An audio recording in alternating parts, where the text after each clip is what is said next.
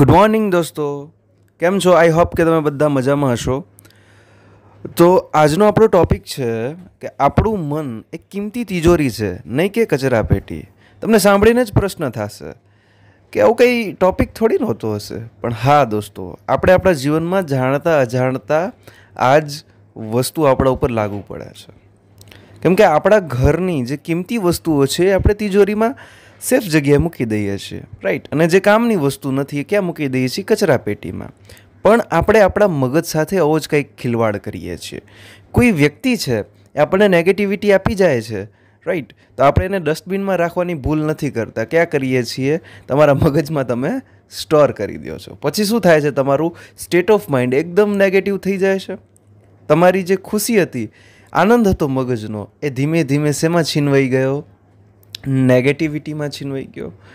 એટલે એક વસ્તુ યાદ રાખજો, રાઈટ, કે તમે ખુશ છો અને કોઈ તમને વ્યક્તિ નેગેટિવિટી આપી જાય છે ત્યારે તમારું સ્ટેટ ઓફ માઇન્ડ હંમેશા પોઝિટિવ રાખવાનો પ્રયત્ન કરવો જોઈએ.